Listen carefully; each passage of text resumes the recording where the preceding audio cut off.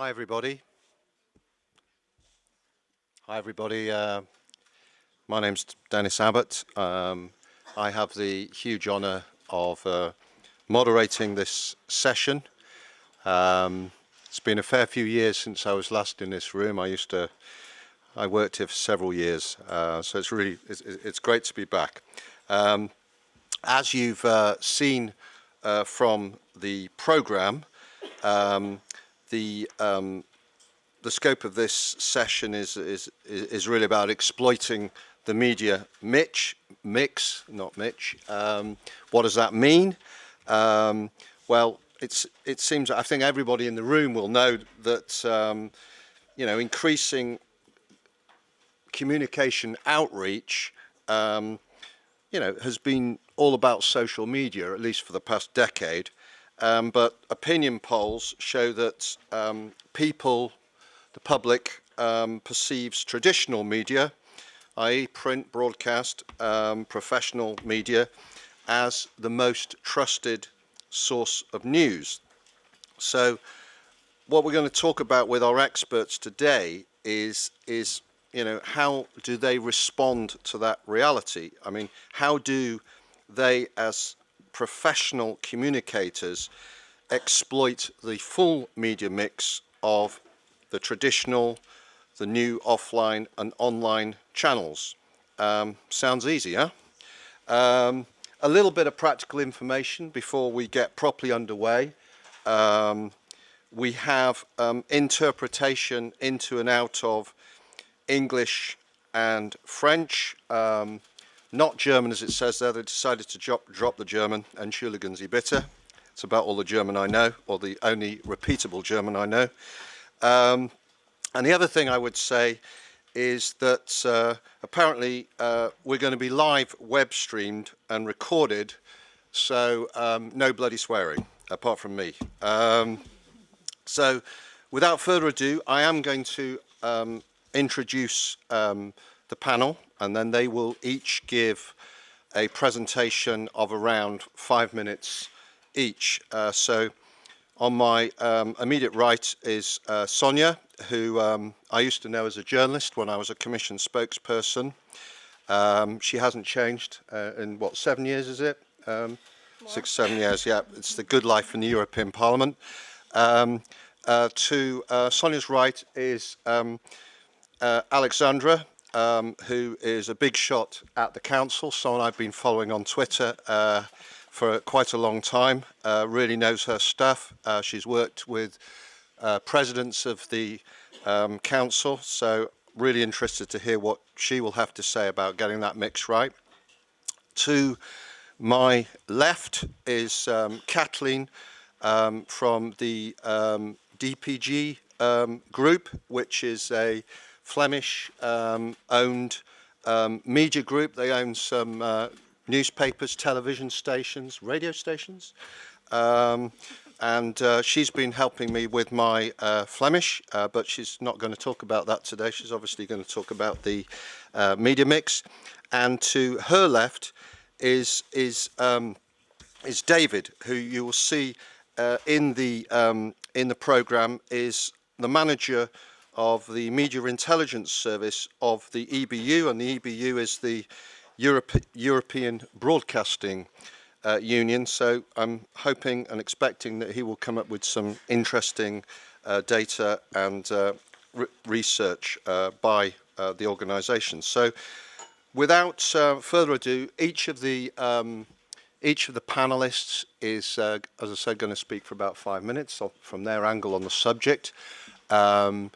You will then have the opportunity, or I hope you'll take that opportunity, to put questions to them. And obviously we would encourage you to tweet during the session. The hashtag is EuropeCom, not as I put yesterday, EURPCom. It's got an O in the middle. So please do that. Sonia, I hope your slides are ready. Julia, slides all yep. Ready? Good. Let's go. Hello. As you all know, I'm going to talk about the European elections, and as you all know, I hope that the European elections this time were really different, different in results, in turnouts, and the campaign. I think we managed to stop the downward trend in turnout, and we went really upwards with 50, almost 51% turnout, which is very important for the parliament. Why I'm saying this? Because I'm in specific situation. I come from the country with. It's on. It's better. Is it better? No. Okay.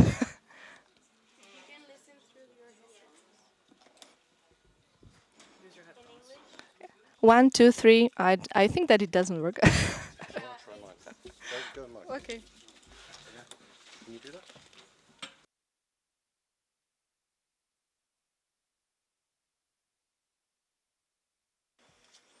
Is it better now? Or it's my voice the problem? Okay. In the previous session, they couldn't figure it out, so people were using the headphones. You will hear better, Okay. even if it's in English. Okay, I don't know whether I should repeat what I said, but well, briefly, these elections, European elections, were very different for the European Parliament because we managed to stop the downward trend in the turnout, and we went to 51% almost. And I'm saying this because I come from the country with the lowest participation. Every time we voted, we were the last ones, but this time we managed, with the help of media, to increase the participation to unbelievable 23%.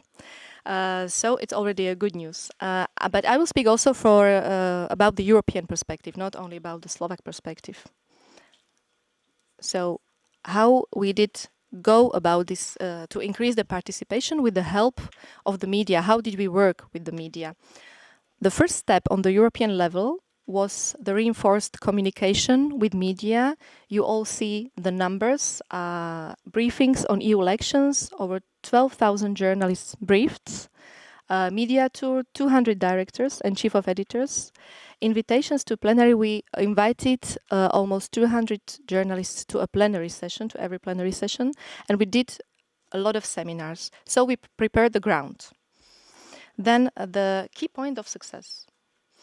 For me, it's the decentralization that was decided in Brussels, but it was very important for member countries. Here you see the picture from the seminar of my Danish colleague called EU for Dummies.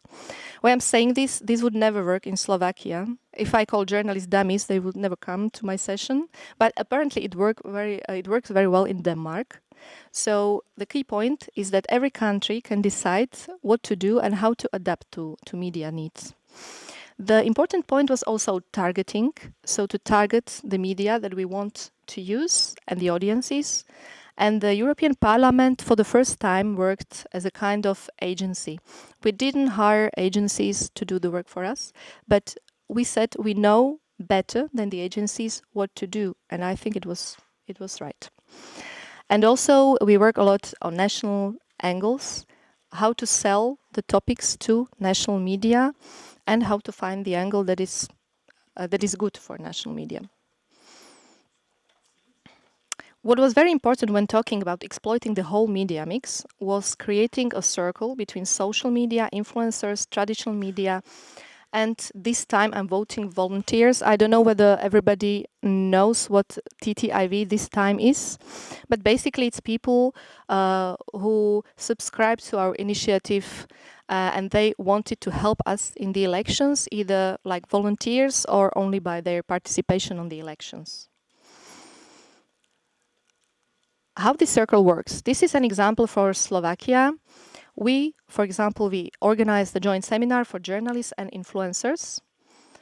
It had two separate parts, but at one moment the journalists and influencers met, and influencers increased the interest of media in the elections, and the other way around as well.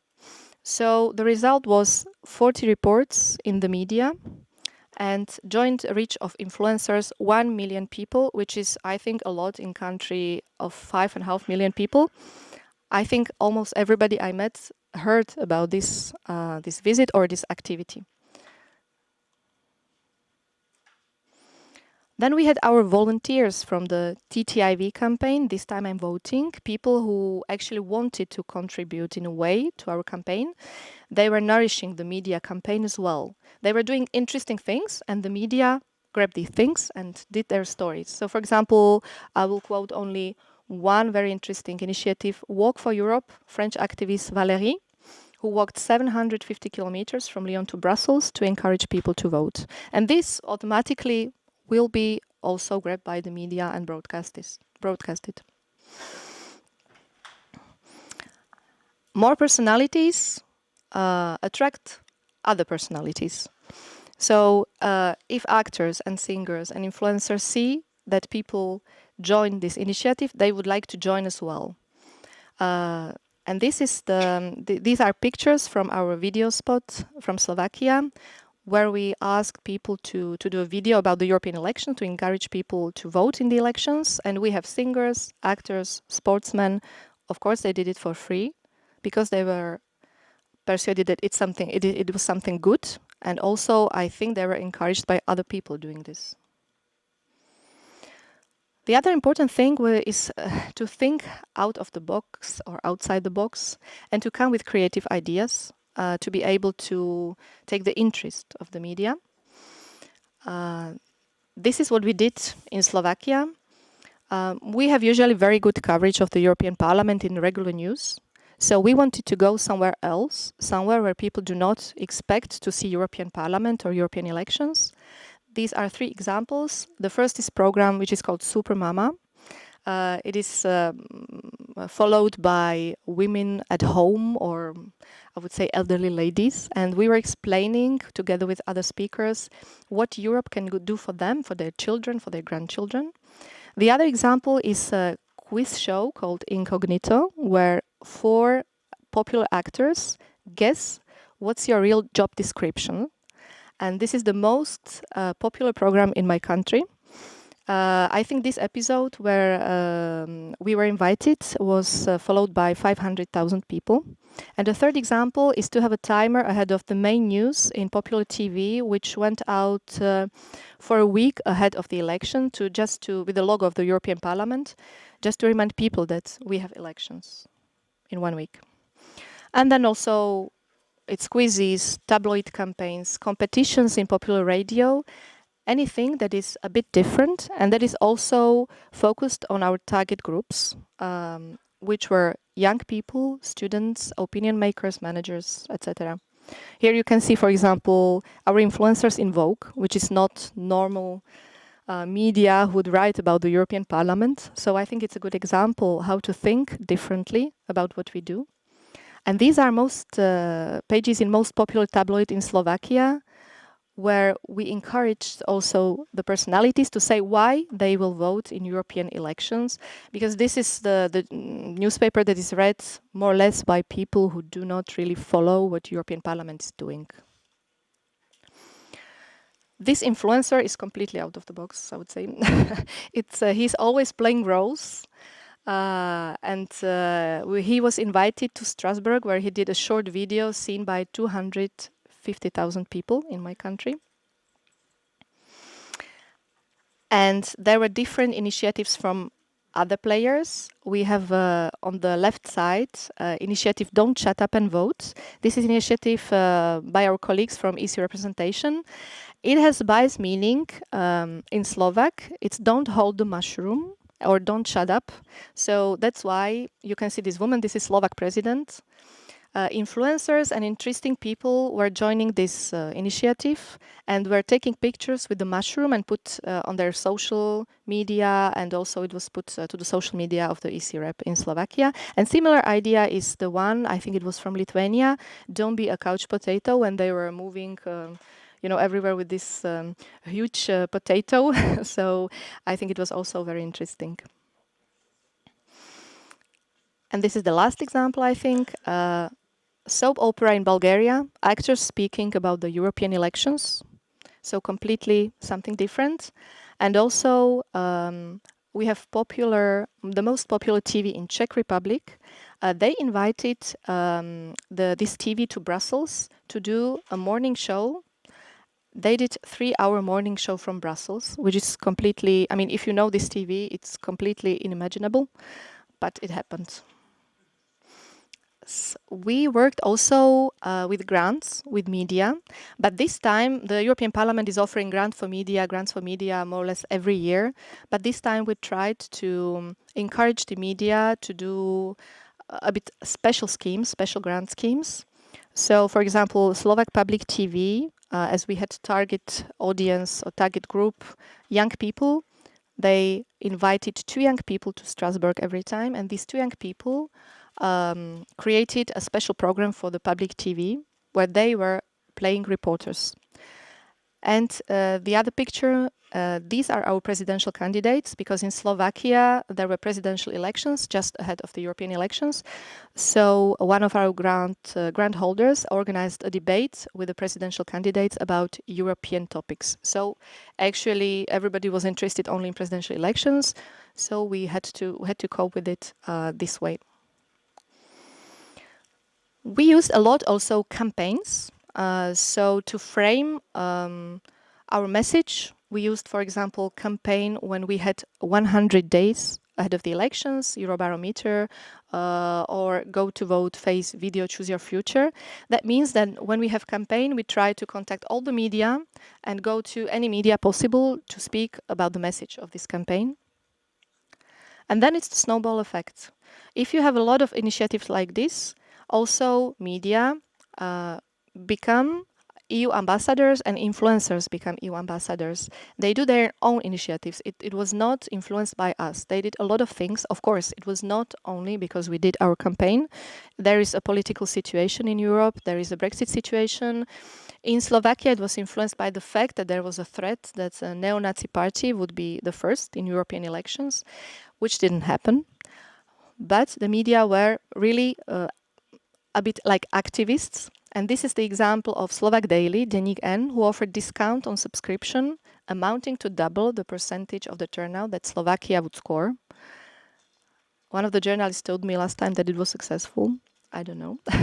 And these personalities also became EU ambassadors, creating their own videos and encouraging people to vote. This is from different European countries.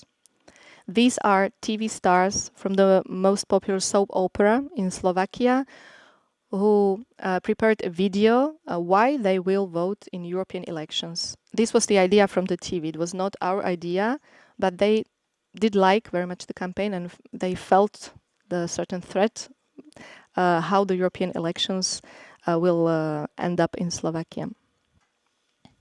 This is political satire page. It's called Die. Zomri in Slovak, which is followed by 200,000 people in my country.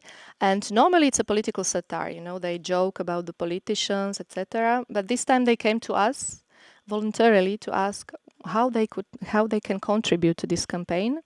And they said, like, I think that we don't know how people vote in European elections, so let's do instructive video. They are anonymous, you never see their faces.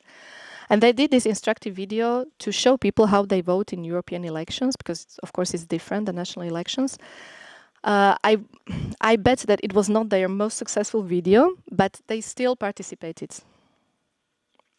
And then we had emotions. We had our Choose Your Future video, which was, as a result, granted free space in a lot of media across Europe.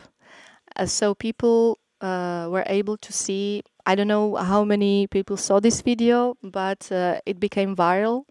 And it was a very popular video with real newborn babies and their mothers asking to choose the future for their children.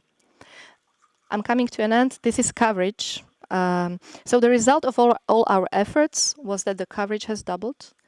In comparison to the 2014 elections, we have heard the quote of one of my colleagues who said from Germany, who said that they peaked at 4,600 hits on the day of elections, which is enormous. Of course, election night and our events. And if I should sum up, I think that with all these efforts and exploiting the whole media mix, of course, the social media played important part, influencers and traditional media, which are still very well trusted. We had unprecedented media interest, increased turnout, higher participation of young voters. But for sure, reputational effects and European Union and European Parliament becoming maybe cooler, more fashionable, more positive, seen differently. I can say it from my own experience. For me, this was the most positive effect of what we did. Thanks a lot.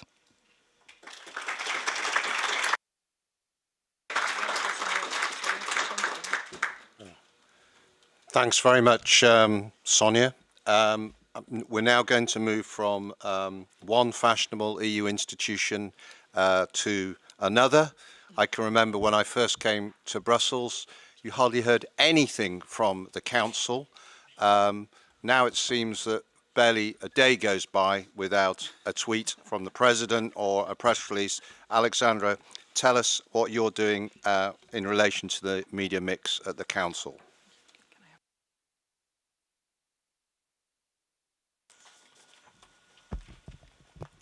So, good morning, everybody. My name is Alexandra. Can everybody hear me okay? Okay, great, wonderful.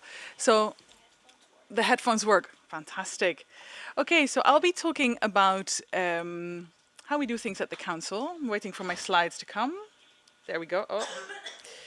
So, I've been with the Council Secretariat for almost 7 years now. Used to work in Dutch administration before then.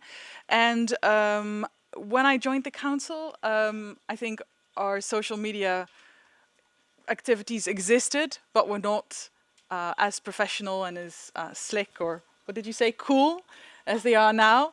But we're on a constant learning curve. And so today I'm going to take you with me, telling you a little bit about our learning curve and also about our strategy that powers everything we do in external comms. So I work currently as the advisor to the Director for Media and Communications at the Council. And in that role, I think a lot about what we need to do today in order to be relevant tomorrow in 1, 2, 3, 4, 5 years. So for those of you who... I'm not going to tell you how the Council works, but I think it's useful to remember, for those of you who might not know, that we work for various political stakeholders. We serve the President of the European Council, Donald Tusk. We serve, of course, the presidency of the Council of the EU.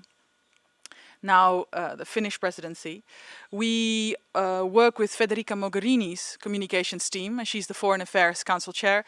And, of course, we support the Eurogroup and the chair of the Eurogroup.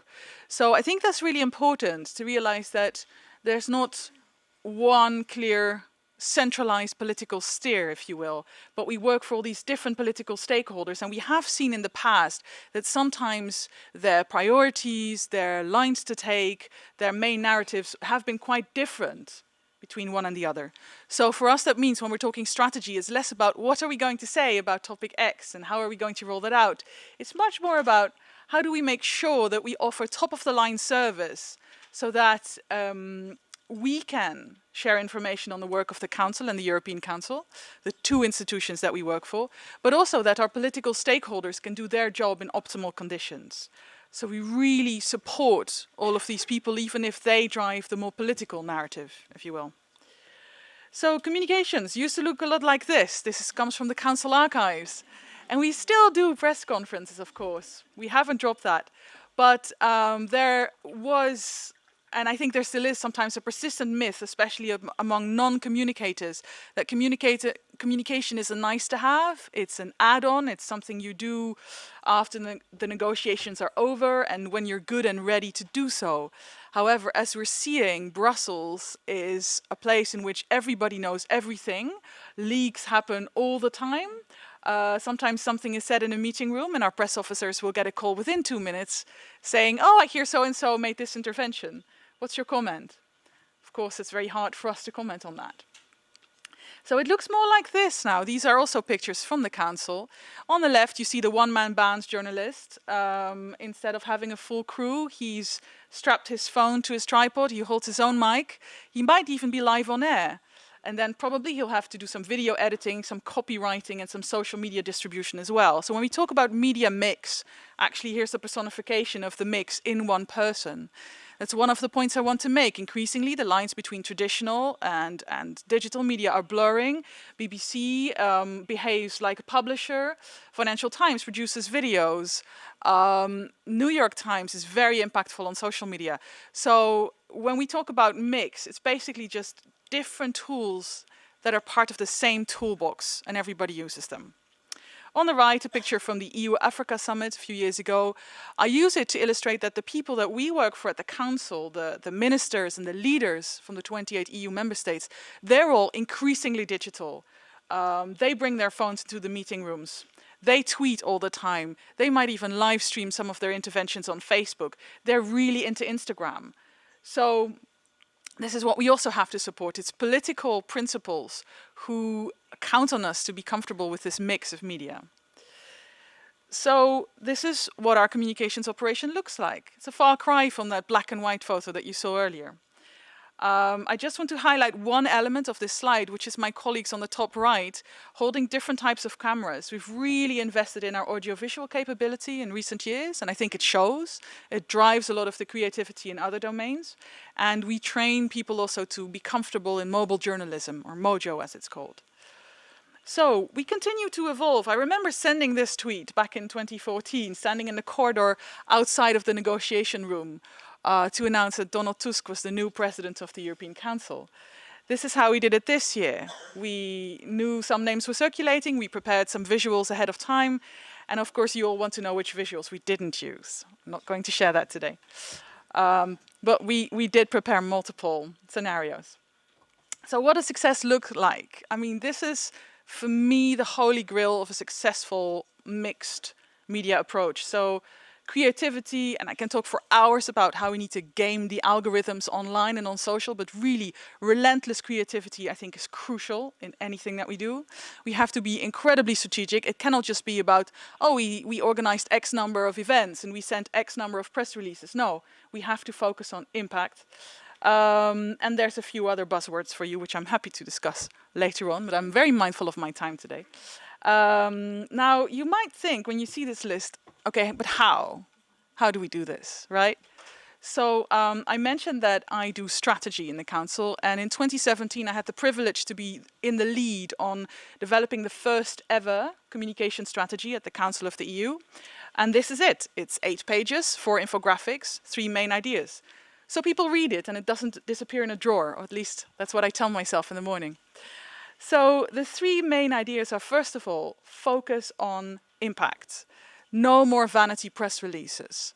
No more events just because somebody in a position of power is really into this topic. We really, as institutions, as government bodies, have to kick some of our old habits. We have to do audience-driven communication. In this conference, I was struck by how many people are incredibly knowledgeable about user research and understanding your audiences, segmenting the broad middle, as was discussed this morning. This is, I think, what we need to do more of. We really only need to do stuff that works. Now, in order to do that, I think we need to do 2 more things. One, we need to bring in the policy and political side. Communications cannot be seen as a fun, frivolous thing for a few people. It has to be integral to the policy-making process. And conversely, policymakers have to be very involved in what we do as communicators. And that's interesting, but because it means for us as communicators, we may have to let go of some of our preciously guarded independence. We might have to open up ourselves. We like to complain about how sometimes we're kept out of the loop as communicators, but we have to bring everybody in the organization into our loop as well. So I'm doing a lot of work around that right now. I've recently organized a participatory event with key people from across our policy DGs, across our political, like our cabinet and other places. And we've really brainstormed together, how do we shape our day-to-day collaboration to be more impactful? And then finally, we need to cultivate continuous innovation. And that means that we need to kick another habit that we have, and that's being incredibly risk averse. Now, as public institutions, I think being prudent is a good reflex as a rule. I think that's our job, right? But at the same time, if we don't ever try anything new, if we kill creativity by committee because 5 managers have to sign off on every single tweet or video, then we're not going to get anywhere. So we need, and especially the people working on strategy and maybe working on leadership, we need to create the space for really professional, creative people to run with it, to do their job, to do it well, keep the bureaucratic BS away from them, let them do their thing. And I promise you that this is crucial if you want to have any impact in a very competitive media landscape, especially on social media. So I leave you with this. I'm very happy to discuss later. Do feel free to tweet me, follow me on Instagram, or send me an email. Thank you.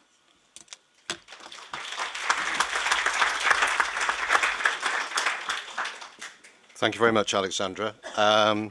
Now going to move on to Kathleen, who I think will have a really interesting perspective because you're not involved in the public institutions, the public EU institutions.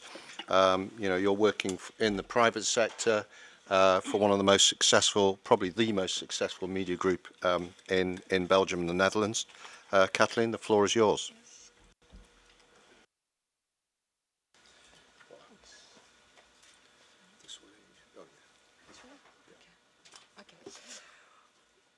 Thank you. I'm Kathleen, and I think it's a bit atypical because I work in the private sector for DPG Media, which is an international media company. I work in Belgium, and I'm responsible for all the institutional campaigns. But when I speak about what we do is paid advertising. And today I was asked to tell you more about how we develop cross-media campaigns, how do we handle that, and which are the latest creative and innovative media solutions we use in our campaigns. So,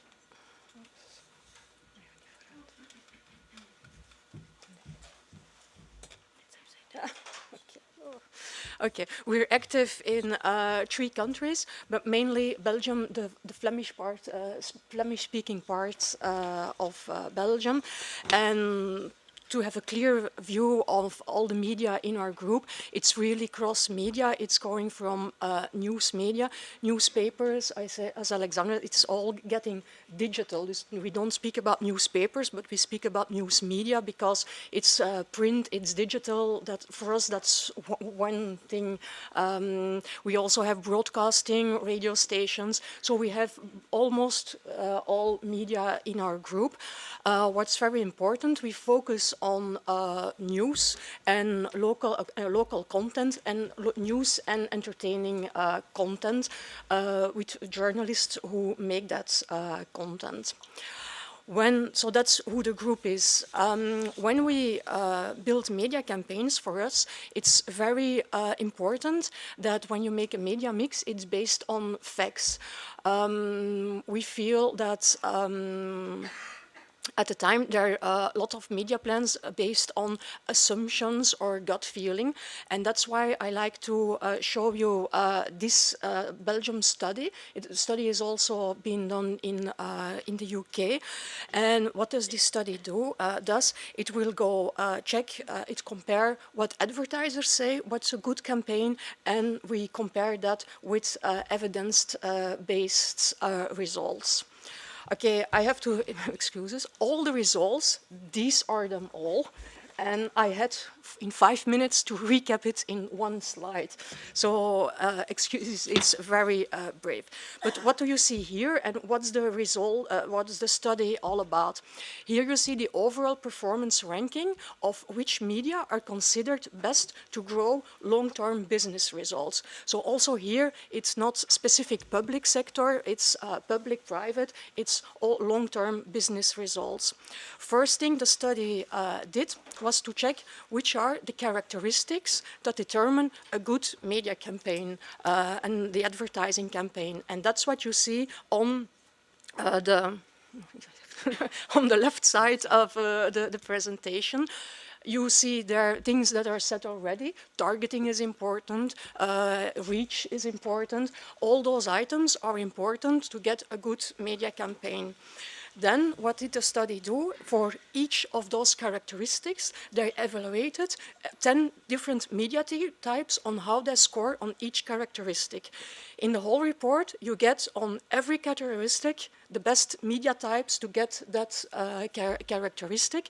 And here, when you take all the evaluation, everything together, and you go away, then you have the end result of the total evaluation. And then you see that was asked first by 100 agencies and advertisers. What do you think give the best results? And then you see the results in the column in the middle. And then the research agency, they checked more than 140 studies, real evidence-based.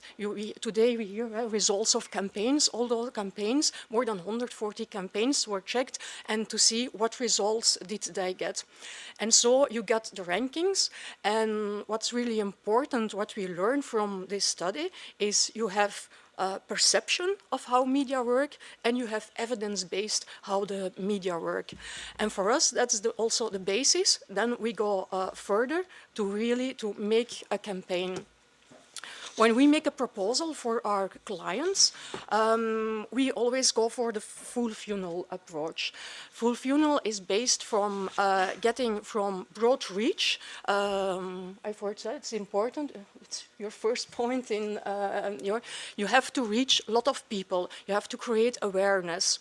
The mid funnel is when everybody knows you're there, your activities are well known. Second point is really important, is engagement. People have to consider voting on you or and so on. So that's the middle funnel. And the lower funnel, at the latest, it's about conversion. It's getting people to your website to do things, to create action, to get subscriptions. So that's the funnel model we built on. And on every goal you set for your campaign, there media who can get you to achieve that goal. So when you want broad, you want to build reach, well, television is the best medium to get very quick, high reach. When you want more engagement, you go more interactive. You work with influencers, you do native, you do storytelling, and so on. And if you want really traffic to your website, well, yeah, then you go bannering, you do programmatic, you go targeting, retargeting your groups. That's the way how we go about campaigns. Sometimes clients do the whole funnel. Sometimes it's only one part of the funnel. They come to us to do the campaign. And then, and now I realize I had to put more examples in it. But what they asked me from what are the latest things, creative, what we do in our campaigns. Because 9 years ago, when I started at DGP Media, my clients call me, "Hi Kathleen, I want a full page in your newspaper." Those times are gone. Now we do other things. Creative, I hear a lot of things are already implemented also. What I see a lot is storytelling happens a lot. Native branded content, things you do. And what the latest new is, it's a bit technical, is that we guarantee the views of the articles who are read. What we also do, and I think that was, I also heard it, we noticed there's an explosion of online video, really, in the campaigns, but also in all our media. The website of our newspaper, it contains it's few 10 last year versus this year, the number of video which is produced. But we see that also in the campaigns, in the storytelling. Last year we put an article with a photo. This year it's an article with a video in it. And the video we also we have lots of distribution next to the campaign. We also use influencer marketing. As a media house, we have lots of well-known people on TV or radio stars we use them in the campaigns, but also ordinary, for example, mom bloggers and so on. But we use them for the content, and they use their own social media, but we use the story to integrate it in the campaigns we propose. We have also a lot of collaboration with marketing, editorial content integration. That's how we call it. You called it the grants you provided. But you can see in some television programs, you can integrate things also with the newspapers. I have to say, it's very important. I work for the commercial department, and we have all our journalists. 9 years ago, there was a wall between those two departments. Now there's a door in the wall, and we can talk to each other. Journalists, they stay independent. They have the last word of what they do or want to, but we can talk and check whether we can do things together. Other things we do is it's podcasts, but it will go further than that. It's you also get an audio strategy coming years. And all the things, it's a 360 experience. It's not only one medium, but you check the whole mix and you put all media in the mix. That's all creative, so no more one-page advertising in the newspaper, but all those things. And then when we go check, when it's innovative, well, all our media, they're getting digital, everything. Television, people are less watching linear, but are watching television on mobile, on streaming platforms and there. So television becomes more and more video. Radio becomes more and more audio. You get radio, you also get streaming, you get podcast, it's audio. Still listening, but on different platforms. Newspaper, that's some while going on, it becomes news media we talk. Magazines, that's a bit more difficult in the digital story, but what we see with magazines, we create more communities. So we create events where, for example, our women magazines go to, and then you have a community of those women who you can reach over there.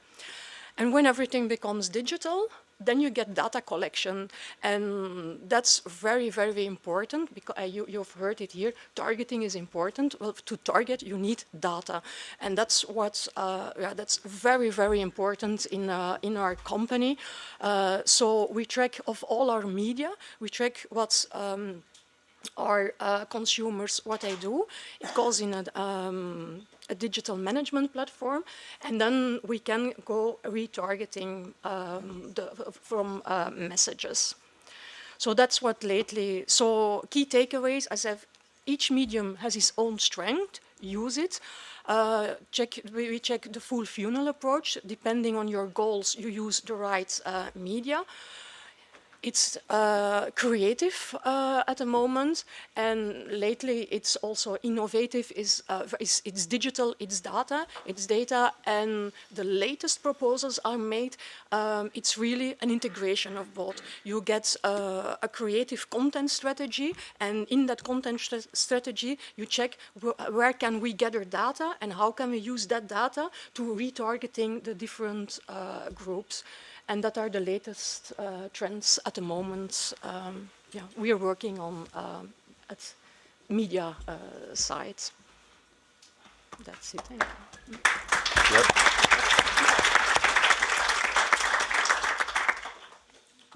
Thank you very much, Kathleen. So our final speaker, and don't worry that we're a little bit behind time, because my wrap-up will probably take about 30 seconds at the end. So, David, I was fascinated to see that you've been involved in a study on trust in media across Europe. Is that something you're going to talk about? I hope it's something you're going to mention in passing. But, yes, of and course. how that fits with the media mix. The floor is yours. Yeah, thank you. Thank you for inviting me. I work for the European Broadcasting Union. Probably you know, or you may not know, that we organize the Eurovision Song Contest. That's probably the most European media event on TV nowadays. But apart from that, we provide different kind of services to public service media across Europe, because we are the Professional Association of Public Service Media. And among those services that we provide them some market intelligence, so market research on different developments. And one of the things that we have been looking in the last years is trust. We think that trust is a very important asset for media in general, for public service media in particular. And I think it's quite self-explanatory when you look at everything happening here around misinformation and the so-called fake news. And that's why we have been doing some research on that, and I'm happy to share that research with you today. This is a slide that I really like to show in my presentation. This is data from the Eurobarometer showing in each European country which is the most trusted medium. And I think that this one relates a bit to the one that Kathleen presented in terms of what advertisers think do work and what actually the evidence say. So when you ask people, do you trust in this media, the highest scores tend to be to traditional, old-fashioned media like radio, especially radio and TV. There is something going on in the southeastern part of Europe, which is a bit different, but the trend, I think, is quite clear. You can look at this also from just the opposite angle, which is the less trusted media in the European countries. Guess what? Social networks are the less trusted media nearly everywhere. Basically, here you have like the full results for at EU 28 level. So you see in green the people who tend to trust a given media and the people who tend not to trust that given media. And then when you just put those numbers together, you just take out the people that do not trust from the people that do trust. Basically, you have something like this. Radio and TV are the most trusted media. Newspapers are there like, okay, it's fine. And then when we move to internet and social media, definitely they are not really trusted media. So trust is not an asset that they count on. Of course, as public broadcasters, we really have a special interest on news. News is at the core of what our members do. So actually, we also look at trust in terms of news brand and what do people perceive. And we see that, especially in Western Europe and in the Nordics, we see that public broadcasters play a key role as a trusted source of news. And the more that you move towards south and towards east, this is less the case. There are other players, normally newspapers, that tend to be more trusted sources of news. You can also look at this more specifically, dig a bit deeper. When you ask people the overall trust that they do have in news, okay, not even half of the population in general, would say that they do trust news, which of course is a very low figure.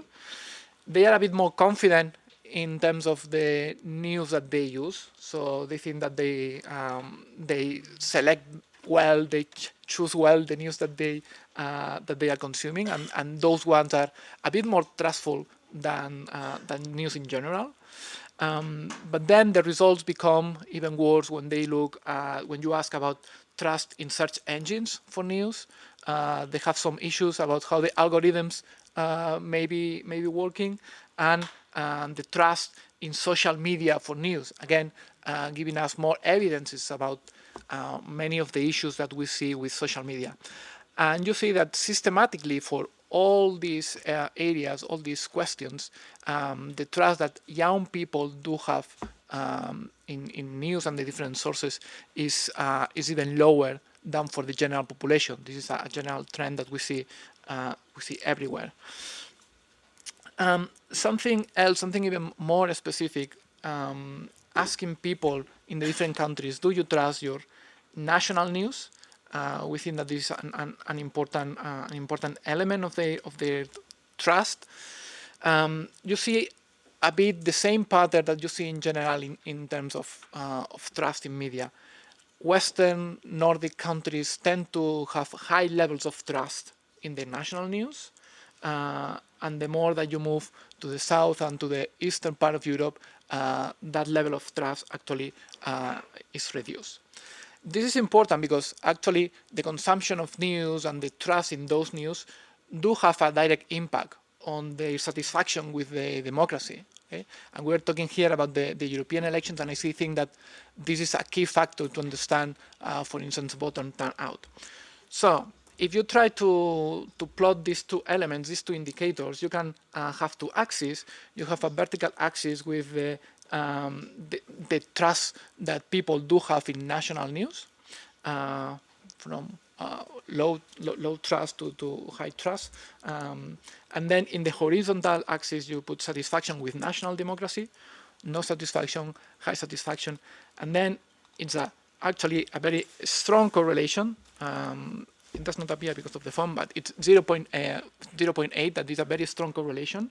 So you see that basically, the more the people the more the people trust the national news, the more satisfied they are with democracy. This is a correlation. Again, this is not a causation, so there is no direct cause-effect, cause-consequence relationship here. But this tells us something. This tells us that high standards of media, of news reporting in a given country actually do go hand in hand with general satisfaction with democracy, not just with media. So there is this direct relationship, this really correlation between these two indicators that actually make us think that this is really important. Finally, two remarks. We have been talking about trust. Trust is a very important asset, but trust does not directly correlate with usage.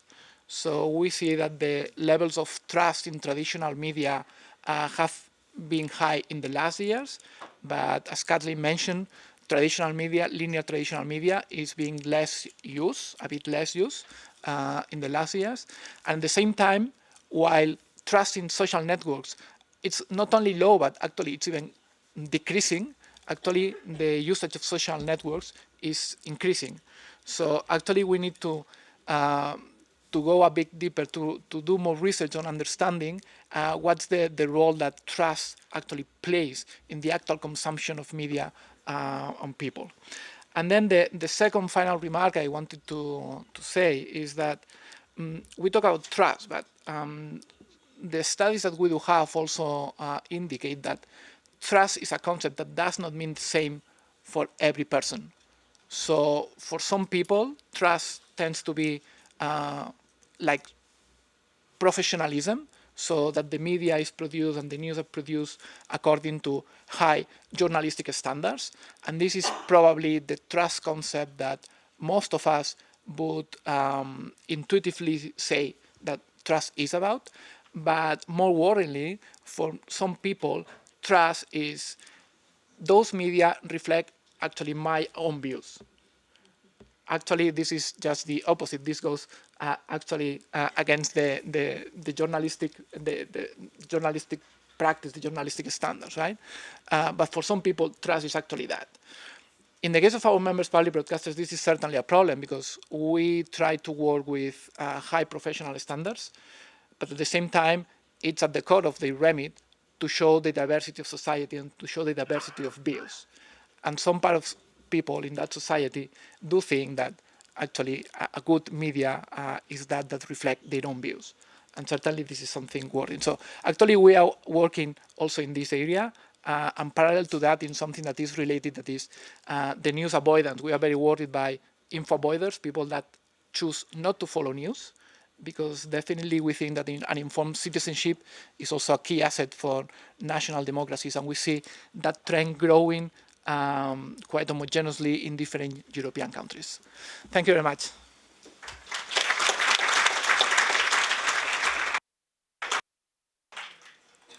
Thanks, David. That was really fascinating. I love surveys. So it's over to you now, ladies and gentlemen. So what I would ask is that if you've got a question, if you just raise your hand, as you can see, I'm very lenient in terms of timekeeping and stuff. So if you want to make a comment rather than a question, feel free to make a comment. But in both cases, try and be brief. Just say who you are and if you represent an organisation, and let's get on with it. So who's got a question or a comment? Lady here, thank you. Hello. I guess these don't work, right? They work? Okay. They're broken. Thank you. So my name is Bianca Barmla. I work as an independent consultant on communications, mainly in public diplomacy, so outside of the EU. I've also worked as EU staff, working on grants and tenders, and now outside of the EU, applying for grants and tenders. And what I've seen, basically, I've not met a single person who doesn't get extremely frustrated by EU procedures. And as a communications person, it's horrible to see all the best communications you do gets ruined by the most ridiculous procedures. So a question to Alexandra Eckelenkamp, sorry, I can't say your name correctly. You talked about mainstreaming communications. You mentioned specifically policies, but are you also working on financial regulations, EU procedures, bureaucracy?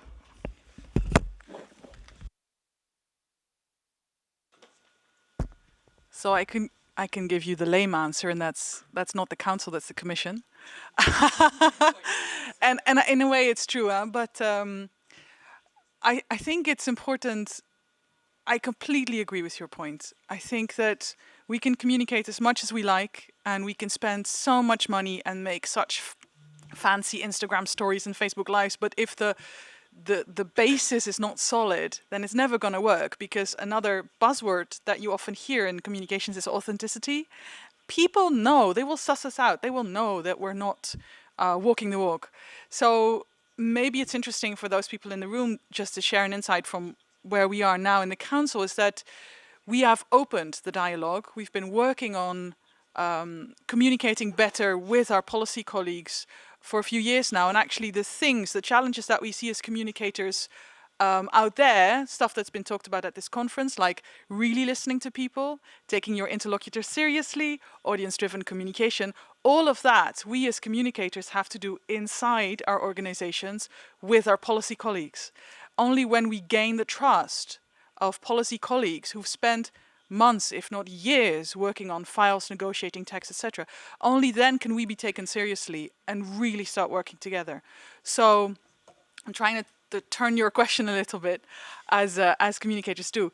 But yeah, I think this is the lesson that I draw from it, is that we have a lot of trust building to do internally and a lot of integrating to do before we can be serious about doing truly authentic and aligned communication in the deepest sense of the word. Voilà. I think and you were actually asking also about the dead weight of bureaucracy in terms of when you're applying for EU grants, and I make one little observation here. I remember when I was having to apply for grants when I was in the private sector to work on communication projects with the EU institutions. I was told I had to have a master's degree in communication if I wanted to apply for to work for the EU. And which I don't have. And I had to point out that neither did the editor of The Economist, The Financial Times, or the editor I worked for at The Sun, but they all seem to be fairly successful in their jobs. So I think sometimes the communicators in the EU institutions should actually be looking very carefully at the terms of reference for these tenders that they put out to private sector communicators. Get off my high horse on that now. Other questions? So hi, my name is Bruno. I'm a student here in Brussels at EX School of Communication. I think this question is fit for Mrs. Melak.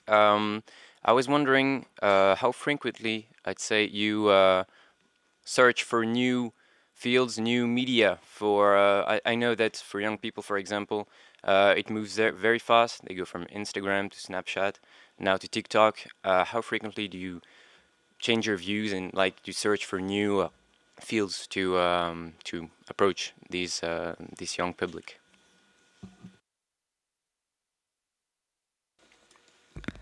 So I don't know whether you can hear me. Does it work? Okay. So actually, this focus on young people came ahead of the elections because as we are all very data-driven and audience-driven, etc., we had a Eurobarometer for every country saying who are the voters who would vote in the elections, who are pro-European voters, but they are weak abstainers. They wouldn't come. And for my country, one of these groups, and for many other countries, was young people and students. In the participation, the turnout of young people in Slovakia in 2014 was 6%, which is incredibly low. And in these elections was around 10 or 11. Might be the proof that it worked better, but there is still a huge way to go. And how we do look for medias. We had also some kind of survey on which medias are young people focused on which media they listen to or which media are interesting for them. So it's, as my colleague said, it's everything is data driven. But at the same time, we had a lot of influencers and interesting people coming to us and wanting to help us. It was their initiative as well. I would say I was not that methodical just to follow the survey, but also I would say my internal feeling. And in Slovakia, when it comes to social media, Facebook is the most popular one. But among young people, Instagram is increasing very quickly. Twitter doesn't work in Slovakia. I would say not only among young people, but in general, it is too official maybe, or I don't know what's actually the reason for that. But when you focus on young people, for the social media, it was Instagram. And when it came to influencers, we tried to choose influencers who are not trustful only for young generation. I would say the category between 18 and 25 years old, but also for millennials. Because I think that might overlap, and also, you know, this kind of influencers who are doing only makeup stories, it wouldn't fit to the European elections. But the influencers we used, sometimes they were they had children already. They were 40 or 35, but still very, very, very much followed by young people. And if we are going to adapt to these new challenges and the media you quoted, like TikTok or whatever, I mean, I think it will come. We are not there yet, but we think about it, and it will come. I think it's for sure, because the European Parliament tries to be a very modern and dynamic institution, so we will be there very soon. I'm going to take your question in 1 second, but I can't let you get away with this. Why is the participation rate amongst young people, and indeed all people in Slovakia, so appallingly low if we're using all these great influencers and techniques and getting the media mix right? Well, this is a very difficult question. And I think one of the reasons is that people do like European Union. It's not that Slovaks do not like European Union. I think more than 75% of Slovaks would say that we have profited from the membership. So the feelings are more or less positive, but people do not vote that regularly. When they did Eurobarometer, they asked also people if you vote in all elections in your country, and we were the last country where people vote in all elections. So maybe this feeling of the civic duty that is present more in other countries, it's not that much present in Slovakia. And for me, the principal thing is that there should be something at stake to mobilize people. We did have something like this in these elections, as I mentioned. There were pan-European questions like Brexit, and in Slovakia it was the rise of the neo-Nazi party, who could have won the elections. So that's why also the participation increased. But there is no simple answer why people do not vote in European elections or in any elections in Slovakia. And one maybe additional remark, people do feel that maybe the European Union work quite well. So they ask why they should vote, what they will change, and what 13 MEPs from Slovakia would change in the European Parliament. And that was the most difficult question we had to answer.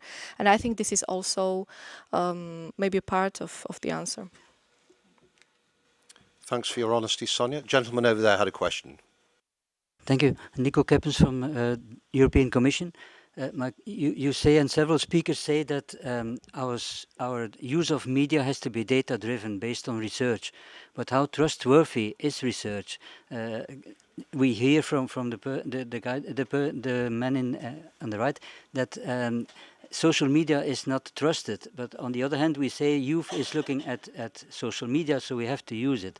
So what can you advise us? Which media do we have to use based on data? Which data?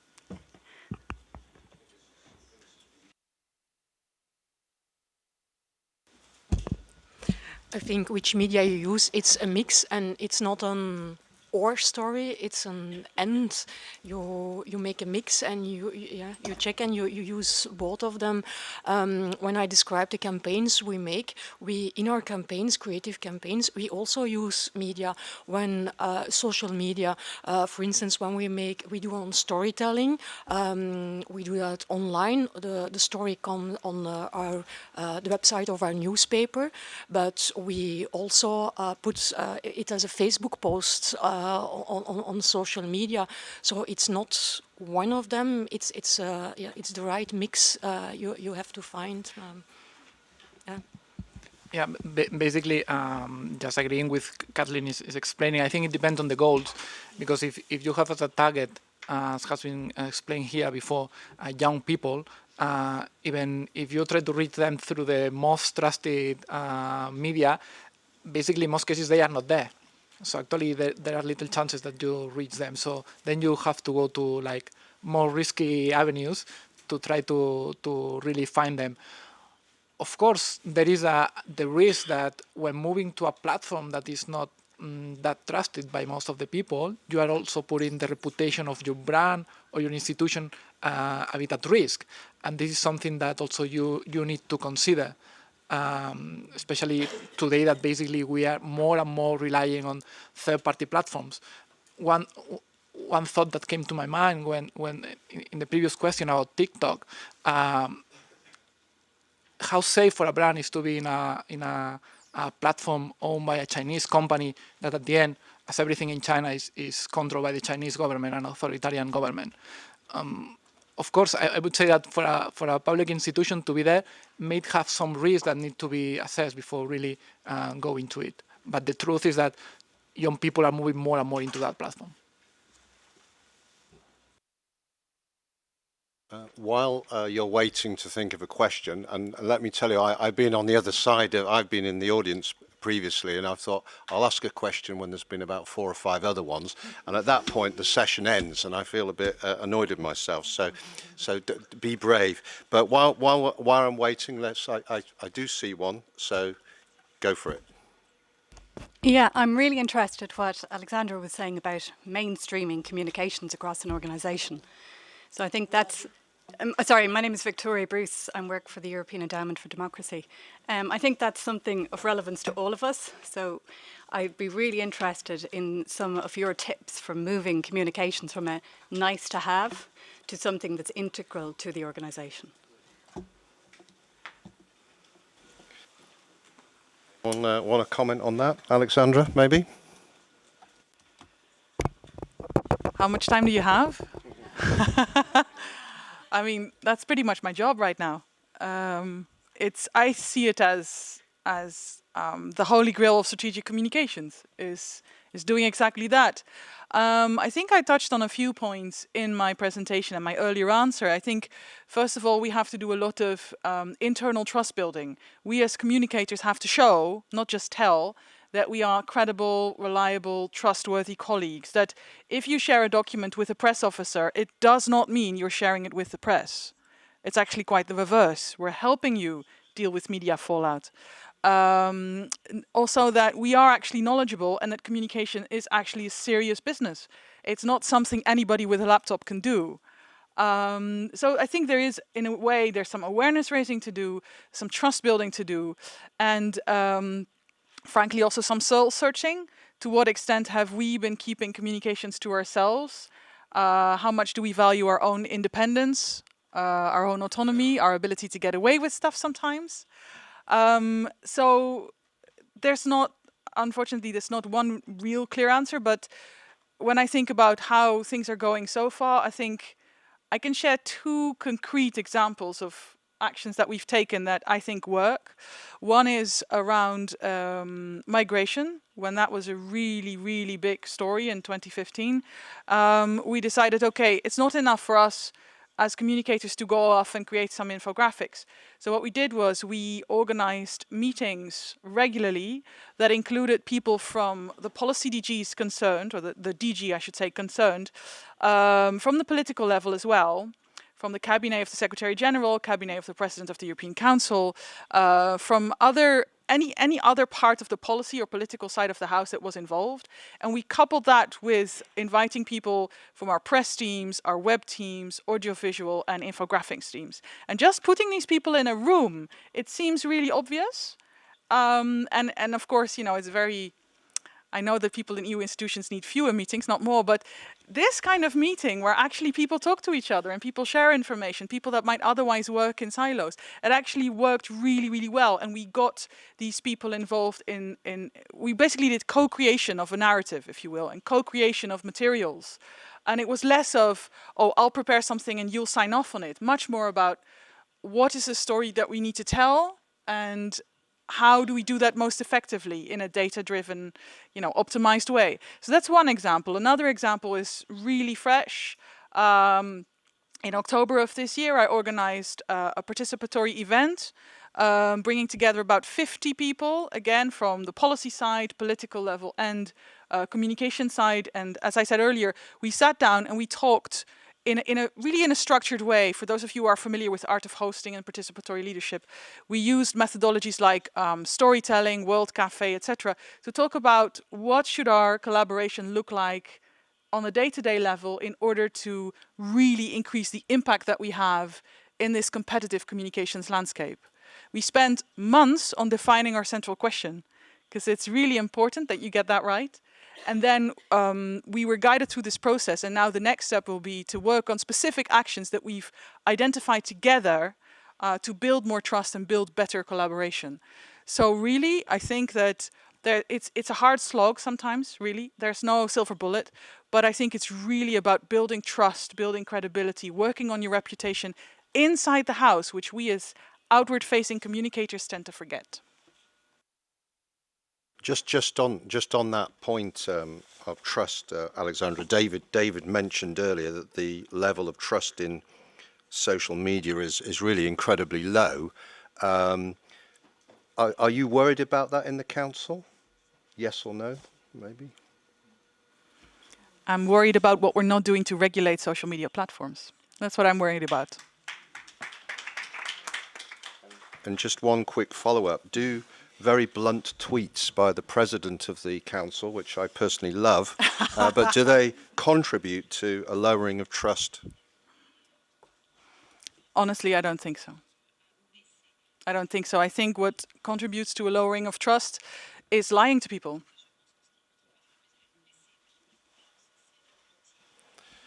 So, thanks very much. Lady here had a question, yeah. I'm Virginia Mucchi. I'm head of communication for a think tank, ECDPM, that works on Europe-Africa relations. My question is more a clarification, actually, to David. You say that the trust in radio and television is high and in social media is so low. But then when we look at young people, they use social media. They don't really listen, listen to radio and television. So my question is, have you done, actually, or have you looked at data just targeting young people and what they actually trust. So this television and radio trust, is it actually also by young people? Because then if they're not listening or watching, how can they trust it? Yes, yes, we do have the data. In general, young people tend to trust less everything. Okay, so even in the case of social media, they don't, even if they do use them a lot, they don't trust them. But at the end, they are using them. So for us, it's a bit like, okay, what's the role of trust? What kind of role is playing trust? That because perhaps it plays no role. So you just use it, and perhaps even if you don't trust it, it's convenient or it has another another asset that it brings to you. At the same time, there is also something interesting when we go into more qualitative side of this question, that even people who might not be using certain media trust them in the sense of, okay, I perhaps, and this affects especially our members, the public broadcasters. I do not use the public broadcaster, but I know it's important for society, and I know that when there is some emergency situation in the country or there is a big national issue happening, it's there, and I can turn to it because it's something that I can really believe, I can really trust will deliver me what I need to know. Even if on a day-by-day basis, I'm not using it. So in that sense, it's a bit like the health system. You're not going to hospital or to the general practitioner every day, right? But you like to know that it's there and the system is working. So sometimes it's working like that. When you say young people are not watching television, well, they're watching television, but on different platforms. So they're not watching linear. It's 8 o'clock. The news is starting. That I don't watch, but they watch on on mobile devices. They watch on streaming. They watch on video on demand. So they watch on different devices. And then when you go campaigning on those digital devices, you can target and you can reach young people. But it's true, it's also for newspapers. You can, the paper newspaper, you don't use that for reaching young people, but they use their mobile. And that's why David also mentioned with traditional media, the print, linear TV watching, that's under pressure, the uses of that. But you have the complete digitalization of the media world. And for us, it's important to have the trust in the brand. So it's the brand who's important, but the platforms on which people are consulting the brand, that will, that's switching. That's the whole digital process we're in at the moment. Yeah, if I may add something related to what she just mentioned. Many of the traditional brands, all the traditional brands actually are also using those platforms like social media platforms. And there is an issue in terms of branding and brand attribution, because for many people, when you go to watch BBC or you follow BBC on Twitter, brand attribution goes to Twitter or goes to BBC. In most of the cases, in those kind of platforms, we see that the attribution goes to the platform, not to the content provider. And this is certainly a problem, and actually also relates to trust, because you have a brand that is much trusted, like traditional brand medias, that go into a platform, into a channel, which is not very trusted, but people are there. And then the attribution that people make of the brand is more the platform and not the content provider. So it's complicated, and I think that all the media, public and private, are working on that, on having prominence and attribution and being really visible, but we haven't found like the right way to do it until now. Hello, thank you for your presentations. My name is Emanuela Zaimi. I'm from Albania, but I live in Austria. I've studied PR and publicity back in 2015, and I have worked lately in the NGO sector, and I'm doing a master's on European Studies and EU project management. My questions, I have two questions. It can be for all of you for any comments is on, is communication costing us, so an institution or any business costing us more in our days than it used to cost before? Like, for example, before we used to spend a lot of money on media buying maybe, but today with the use of social medias, but investing in audiovisual and all types of, I think we need more people, specialized people when we do. So is it costing more? And I understand when it costs more to a business which makes profits, but is it costing more also to governmental institutions and to institutions like EU? And I think here is also to be discussed, although we need to communicate in different channels and we need to deliver the message, but if it's costing more, then it's an ethical issue between a business which really invests in a lot of this stuff because it has a profit, and it's different when we are working in public institutions, for example. For example, in my country, my government is being accused sometimes for investing a lot in this stuff, and because it's producing propaganda at the end and not the maybe the right message. And the second question is, what do you think is the struggle of a professional that works in communication in our days in terms of professional self-development, etc.? For example, as I said, I studied between 2010 2015 PR and publicity, which is a total different thing right now. So is it hard? Does it need continuous? Do we have any value anymore if we studied 15 years ago? If we so this is your your comments and your ideas on these two topics. If communication is costing more, and how does this correlate to publics and private? And any comment on our professions? Thanks. Great questions. Why don't we just run down the panel? Alexandra, take what you want and... Yeah, sure, I will do that. Costing more, that's an interesting question. My guesstimate is that yes, comms budgets have increased because I think people have woken up to the importance and centrality of communication. That said, in the council we operate with a budget that's far from large. I call it not a shoestring budget, but close to it. I think the way we spend our money is changing. The traditional way of outsourcing campaigns and just dumping all of the creative work on a consultancy, I think that's fading. I think the trend is now towards insourcing, developing stuff ourselves, and really investing much more time and human resources in the strategic and creative side of comms. So I think it's more, and perhaps the others can comment on that, especially I'm thinking of my neighbor to the left, how we spend our money. Then on staying relevant as a communicator, I think this applies in any field where you are, especially these days with all the tech developments. Obviously, you have to keep learning. But what might be interesting for you is for me to share some fields in which I think it would be useful to invest as a communicator.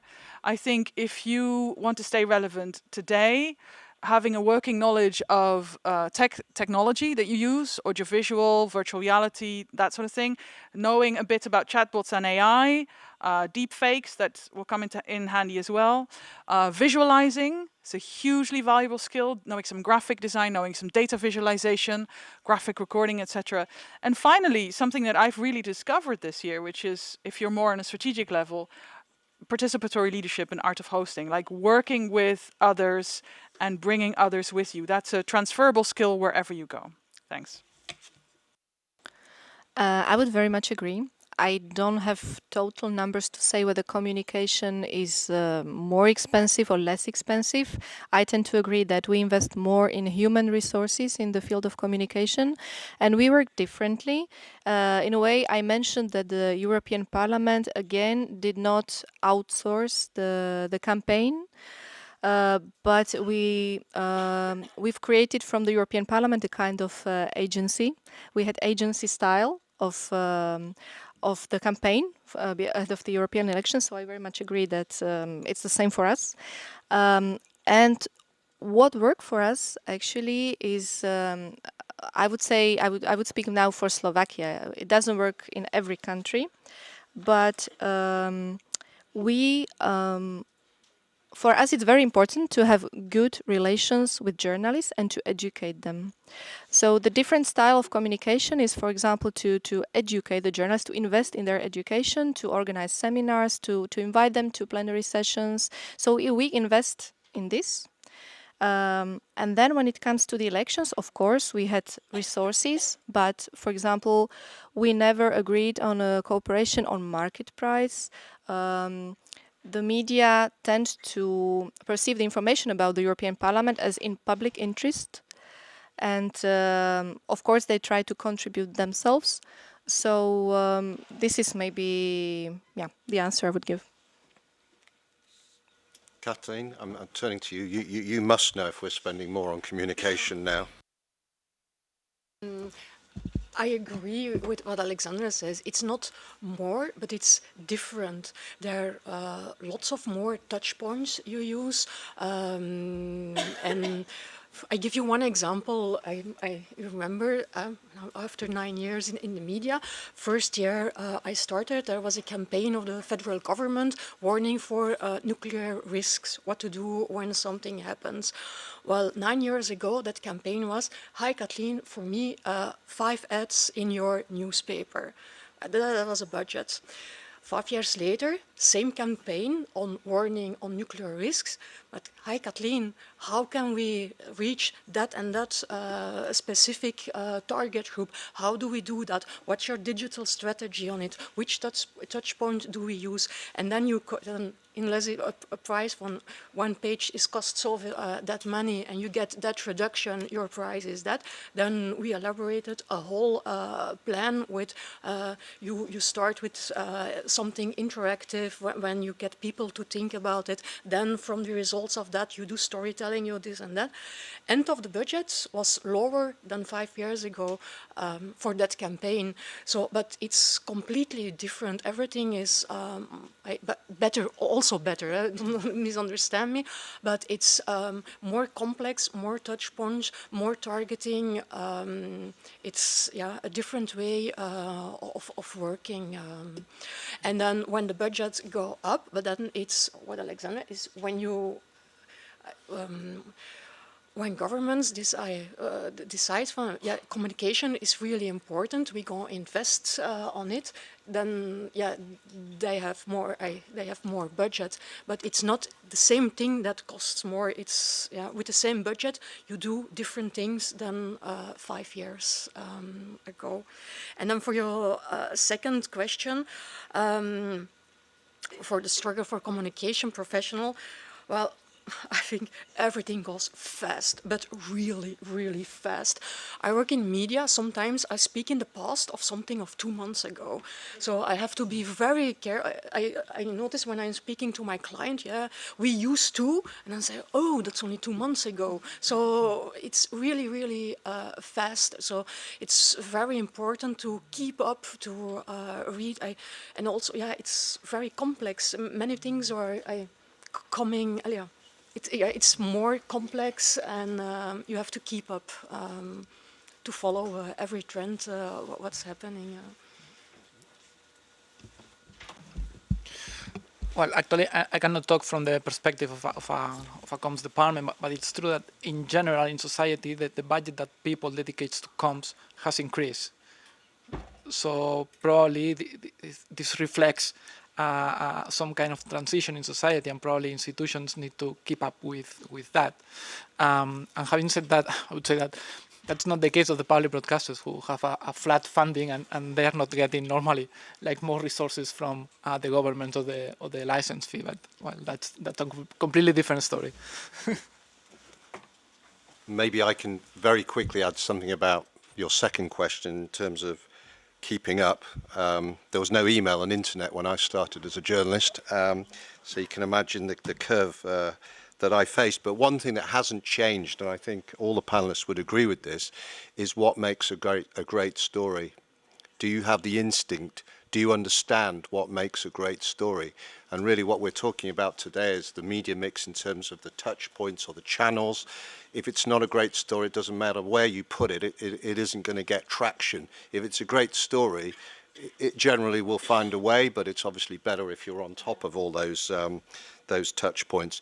I think we have come to the end of the session, so I've got a list of things which I have to do. It says wrap up the workshop. This workshop is wrapped up. Thank the panel. So please applaud for the panel.